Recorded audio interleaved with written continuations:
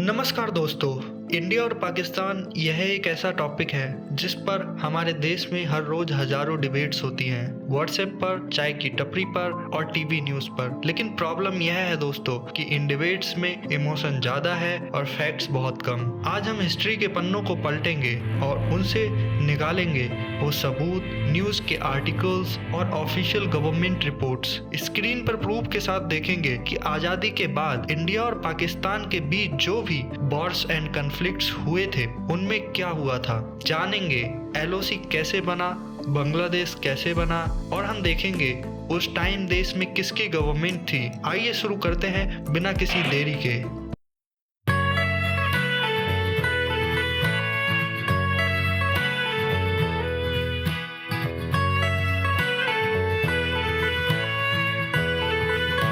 कहानी शुरू होती है 1947 में। इंडिया में नेहरू जी प्राइम मिनिस्टर थे और पाकिस्तान में जिन्ना उनके गवर्नर ऑफ जनरल। कश्मीर के महाराजा हरि सिंह न्यूट्रल रहना चाहते थे, पर पाकिस्तान ने धोखे से अपने कवेलियों के भेष में आर्मी को भेज दिया। अगर आप 27 अक्टूबर 1947 का द स्टेट्समैन या द टाइम्स ऑफ इंडिया का फ्रंट पेज उठाकर देखें, इन्वेडर्स मार्चिंग टूवर्ड श्रीनगर, इस तबाही को देखकर महाराजा हरि सिंह ने इंडिया से मदद मांगी। इंडिया के सबसे प्रोमिनिएंट हिस्टोरियंस में से एक रामचंद्र गुहा ने अपनी किताब इंडिया आफ्टर गांधी में लिखा है कि महाराजा ने लीगली इंस्ट्रूमेंट ऑफ असेशन पर साइन किया और कश्मीर ऑफिशियली भारत का हिस्सा बन गया।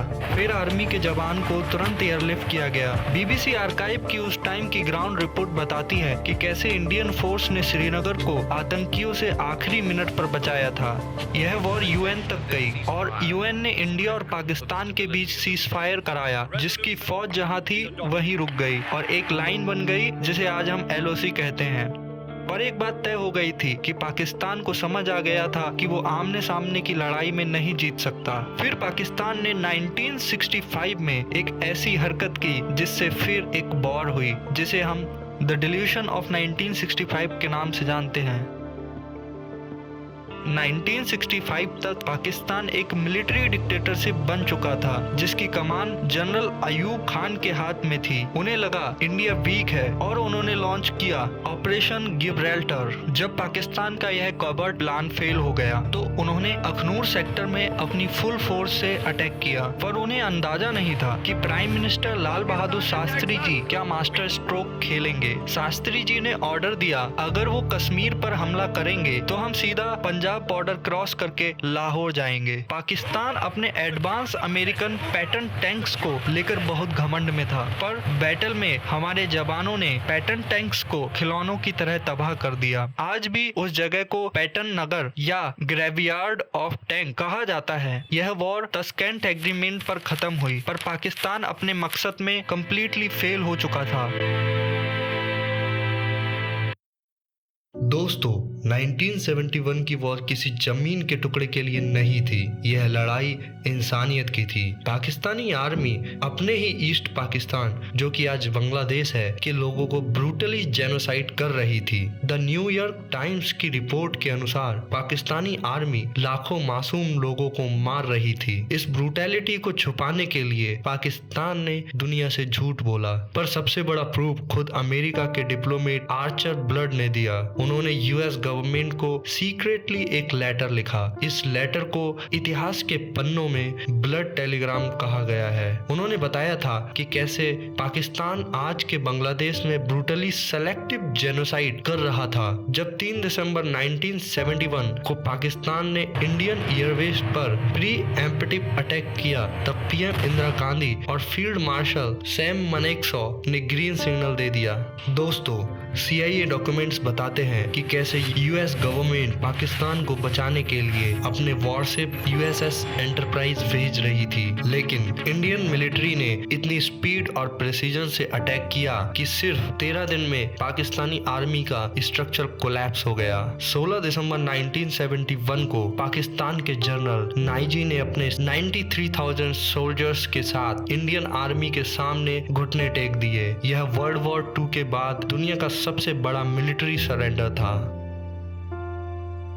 1999 तक दोनों देश न्यूक्लियर पावर बन चुके थे। इंडिया के पीएम अटल बिहारी वाजपेयी जी दोस्ती का हाथ बढ़ाते हुए बस से लाहौर गए, लेकिन ठीक उसी वक्त पाकिस्तान के army chief general Pervez Musharraf Kargil के पहाड़ों पर अपनी आर्मी भेज रहे थे। पाकिस्तानी मीडिया बोलता रहा कि यह हमारी आर्मी नहीं है, यह तो आतंकी है। लेकिन दोस्तों, सच छुपता नहीं है। भारत सरकार ने वॉर के बाद एक कमेटी बनाई थी। अगर आप कारगिल रिव्यू कमेटी रिपोर्ट को पढ़ेंगे जो साल 2000 में पार्लियामेंट में पेश हुई थी, उसमें क्लियर एविडेंस है उन पहाड़ों पर जो लोग मारे गए थे उनकी जेबों से पाकिस्तानी नॉर्दर्न लाइट इन्फेंट्री के आईडी कार्ड और उन्हें भेजी गई उनकी बीवियों की चिट्ठियां मिली थी। इंडिया के पास इसका पक्का सबूत था। सोचिए, दुश्मन 18,000 फीट की चोटी पर बैठा था, उसके पास कवर है और हमारे जवानों को बिल्कुल ओपन में -डिग्री टेम्परेचर में नीचे से ऊपर चढ़ना था। यह प्रैक्टिकली इम्पॉसिबल था, लेकिन कैप्टन विक्रम बत्रा और उन जैसे हजारों जवानों ने अपनी जान की परवाह किए बिना यह दिल मांगे मोर कहकर हर एक पीक को वापस छीन लिया और हमारी इंडियन फोर्स के मिराज 2000 जेट ने प्रिसीजन बॉम्बिंग करते हुए दुश्मन के बंकर्स तबाह कर दिए। पाकिस्तान दुनिया भर में एक्सपोज हुआ और उन्हें जलील होकर भागना पड़ा। कारगिल के बाद पाकिस्तान समझ गया था वो आमने सामने की लड़ाई में इंडिया को कभी नहीं हरा सकता, तो उन्होंने अपनाई कायरो वाली स्ट्रेटेजी।